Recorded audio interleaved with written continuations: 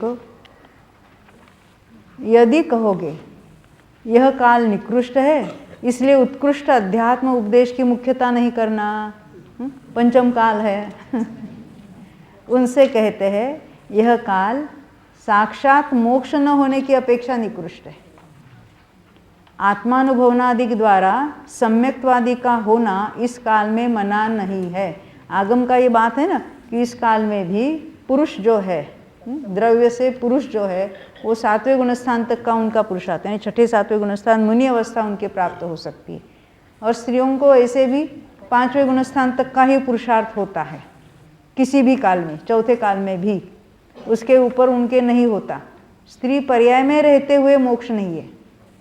हाँ, वो स्त्री समय दृष्टि होगी तो पुरुष होकर देव में जाएगी, फिर पुरुष होकर मनुष्य में आ जाएगी और फिर उसका मोक्ष हो जाएगा, उसका ना नहीं है। पर जो स्त्री यानी जो मनुष्य, मैं मनुष्य हूँ, मैं स्त्री हूँ ऐसा मानकर बैठे हैं, मैं जीव हूँ आत्मा हूँ ऐसा नहीं माना है, उनको गुस्सा आता है। क्या ये पुरुषों ने शास्त्र लिखे ना इसलिए स्त्री को मोक्ष का निषेध किया है? ऐसा नहीं है, ऐसा नहीं है। किस पर्याय में क्या कार्य हो सकता है, ये उचित जो निमित्त रूप से कार्य ये बातें बताई जाती है वो सर्वथा सही बातें हैं।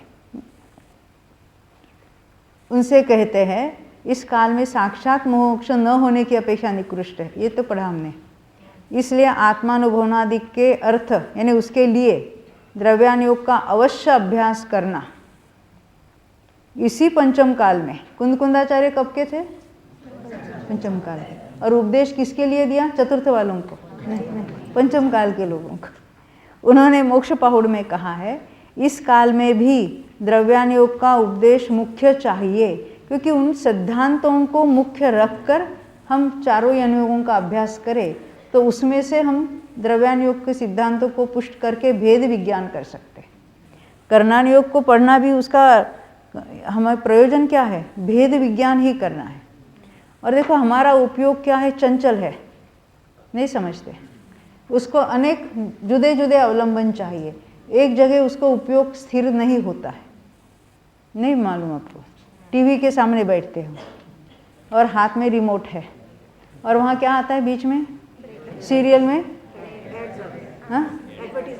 एडवर्टाइजमेंट चालू होते, तो क्या करते हो? क्या होता है? ये चैनल पर क्या चल रहा है, वो चैनल पर क्या चल रहा है, वहाँ क्या चल रहा है, वहाँ क्या चल रहा है। क्यों? ये चंचल है ना उपयोग। तो यहाँ हम जब कर्णानुयोग के सिद्धांत करना अभ्यास चल रहा है तो ये विषय ऐसा कुछ इंटरेस्टिंग हो जाता है कि इसमें हमारा उपयोग इतना केंद्रित हो जाता है कि यहाँ से दूसरे कोई विचार भी नहीं आते। ये तो अनुभव की बात है ना, जब हम उसमें से समझ में आने लगती है बात और कितनी इंटरेस्टिंग बातें उसमें है, और यहाँ अपना स्वरूप भाषित होता है। वहाँ कर्म को जानने के लिए उसकी बातें नहीं है, इस कर्म से तो हम जुदे हैं, परंतु इस त्रिलोक में क्या क्या है और जीव कैसे परिणाम से क्या करता है, उसकी क्या क्या अवस्थाएं होती है। आज तक हमने कहाँ कहाँ काल बिताया है अनादिकाल से, किस किस पर्याय में कहाँ जीव है, ये सब हम जानने की कोशिश करते हैं। तो उसमें हमारा उपयोग इतना लगता है कि दुनियादारी के विचार भी नहीं आते। इसके कहते हैं उपयोग सूक्ष्म होता है उसमें। यहाँ कहते हैं कि देखो, इसलिए यहाँ तो द्रव्यानुयोग का उपदेश मुख्य है, उसके सिद्धांतों को आत्मसात करके फिर तो सभी अनुयोग कार्यकारी होंगे। वहाँ किसी अनुयोग का निषेध तो है ही नहीं है।